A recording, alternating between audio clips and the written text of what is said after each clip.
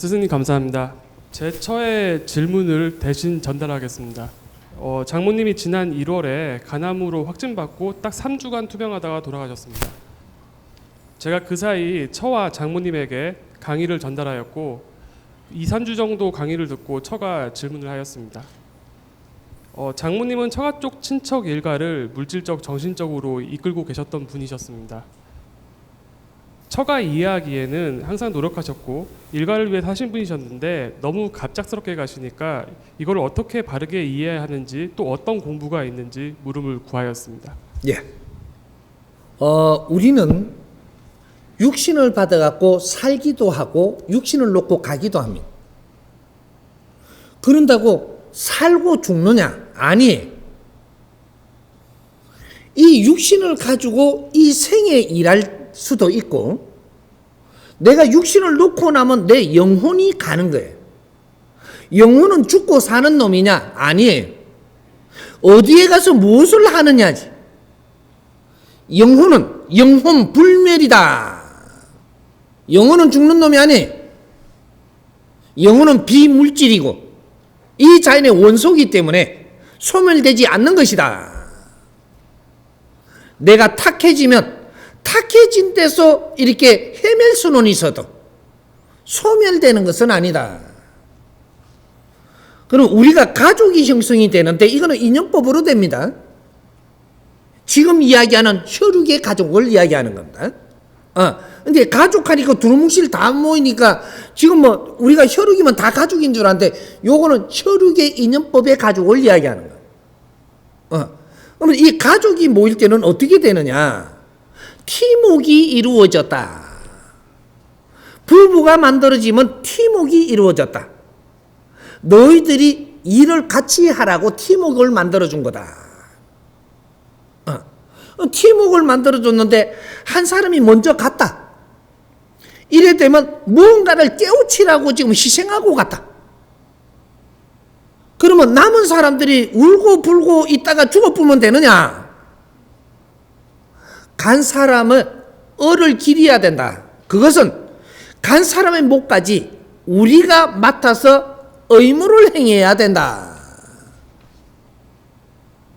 이걸 우리가 알면 그렇게 하려고 노력할 수도 있는데 모르니까 그냥 울다가 불만을 하다가 우리는 어떻게 아주 깨끗하게 살았는데 왜 이렇게 암으로 죽느냐 이하고 하나님한테 달라들어요. 암으로 죽을 일이 있어 죽는다. 답은 0.1mm도 안 틀립니다. 우리가 사고 나고 힘들 때는 사고 나고 힘들게끔 너희들이 살아서 그런 거다. 우리가 먼저 집안에서 식구가 먼저 갔다라는 것은 그럴 일을 너희 집안에서 지금 만들어서 하나가 희생을 하고 나머지는 깨우쳐라. 너희들이 깨우치지 않으면 또 어떤 일이 난다라는 걸 알라. 우리가 자식한테 회초리를 들 때는 뭔가 깨우치라고 드는 겁니다. 이 깨우치라고 내가 회초리를 들 만큼 참고 보고 있었다. 하지만 지금은 회초리를 들어야 된다. 이럴 때는 70%까지 넘어가 버린 겁니다. 부모가 봐주고 이렇게 옆에서 이렇게 이끌어주고 이래 하면서 관리를 하면서 내 분이 70% 넘어서서 도저히 회초리를 들어야 되니까 내 자식한테 종아리를 끄더라.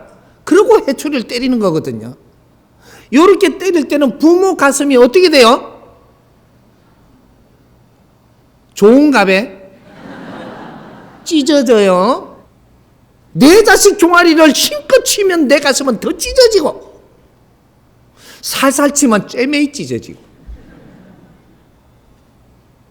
회초리를 뜨는 거죠.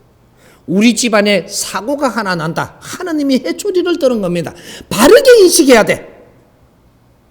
내가 돌을 맞더라도 이제는 바른 건 바르게 가르쳐줘야지 빙빙 돌려가지고 나는 가르쳐주면 못 깨우치니까. 하느님이 너희 집안에 회초리를 들었다. 왜? 네 고집이 세고 네 아집이 세고 너희들 잘났다고 너희들만 생각하지 않느냐? 다시 생각해봐라. 너희들의 집안은 이 사회에 필요하게 태어난 것이다. 그걸 지금 하고 있느냐, 노력하고 있느냐. 이걸 묻고 있는 겁니다. 우리 팀워크가 잘못한 것을 한 사람이 두드려 맞아 희생하고 간다면 이 사람은 간 사람은 깨끗해요. 조금 헤매면 되지 고생은 끝났어. 남아있는 사람이 앞으로 얼마나 고생을 할 것인가를 생각을 해보십시오. 지금 죽었다라고 하는 이 생의 생을 육신을 놓고 떠난 사람은 그래도 처자식 미기 살릴 걱정은 안 해도 돼요. 내가 어디 가고 돈 안 벌어와도 된다니까. 누구한테 수모를 안 당해도 돼. 오히려 편합니다. 살아있는 사람이 우리가 잘못한 거를 전부 다 우리한테 지금 엎어서 너희들이 해결해라고 준 거예요. 그걸 해결하려면 바른 공부를 안 하고는 해결하는 방법이 없어.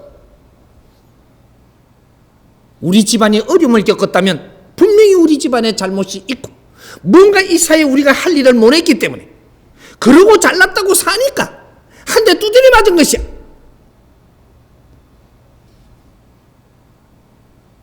인자는 바르게 알아야 됩니다. 하느님이 빌면은 용서해 준다. 빌면은 어떻게 해준다. 시절 끝났습니다. 이사의 지식을 이만큼 일깨워가지고 우리한테 줬다라는 것은 인자는 빌 때가 끝났다라는 것을 가르쳐주고 있는 거예요. 하나라도 바르게 분별을 해서 너희들이 이 세상을 만들어 나가는 하느님의 군사가 되라고. 그리고 이 엄청난 지식을 일로 밀어준 거예요.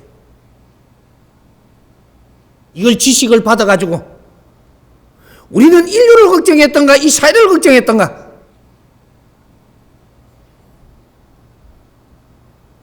홍익 사행들을 찬찬히 읽고 또 읽으십시오.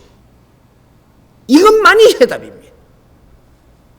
그렇게 하고 먼저 간 사람들 애통해하지 말고 먼저 간 사람의 대신해서 우리가 그 사람을 통해서 이제 우리가 다시 생각을 해봐야 될 길을 가졌고 우리가 같이 노력을 한다면 영혼이 된 이 망자도 이 영혼이 인자 안심을 하고 한을 풀고 그래서 우리한테 영혼으로서 합세를 해서 우리가 하는 일을 또 돕게 돼 있어요.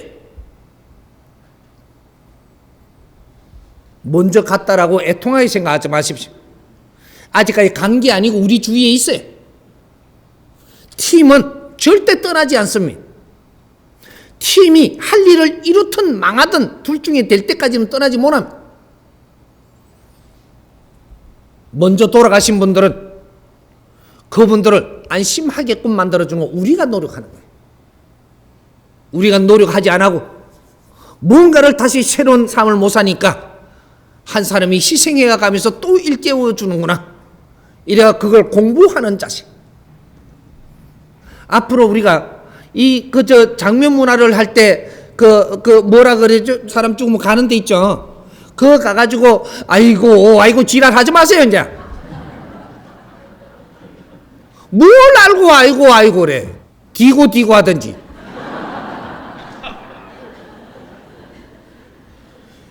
당신이 하지 못한 거, 부모님께서 하지 못한 거는 우리가 노력해서 연구함에 우리 집안이 할 일을 하겠습니다.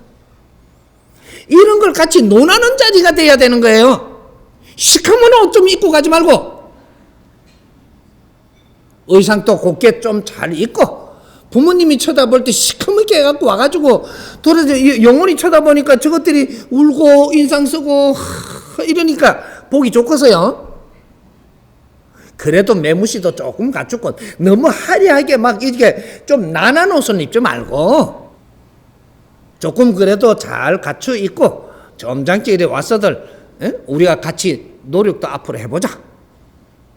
부모님이 가시면서 우리한테 이때까지 무엇을 이렇게 뒷바라지 해주고 가셨는지 다시 한번 생각해보자. 그리고 우리 부인이 먼저 가서도 앞으로 내보고 무엇을 지금 이게 메시지를 주는 것인지 이런 걸 한번 찾아보자. 형제들도 마찬가지요.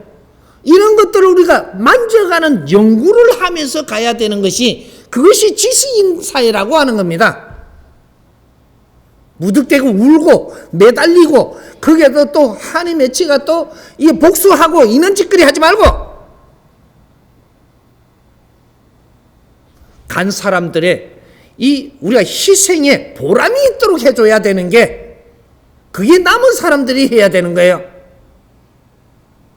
그분의 목까지 우리가 해야 됨을 무게 큰 짐을 우리가 지었음을 알고 같이 이제 열심히 노력하자 이러고 이제 정법을 만나니까 내가 몰랐으니까 이제 이 공부를 해가면서 당신 원을 다 풀어줄 테니까 같이 하면 영혼이 돼서도 우리가 같이 공부하자 이러고 이제 크게 열어야지.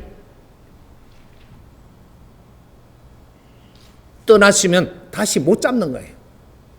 그러나 대신에 우리가 조금 더 노력해서 질량 있는 일을 해서 한을 풀어줄 수는 있는 거예요.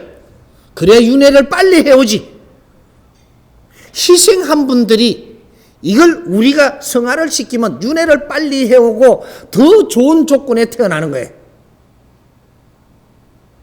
그건 무조건 어렵게 쳐다보면 안 되는 거죠. 이해됩니까?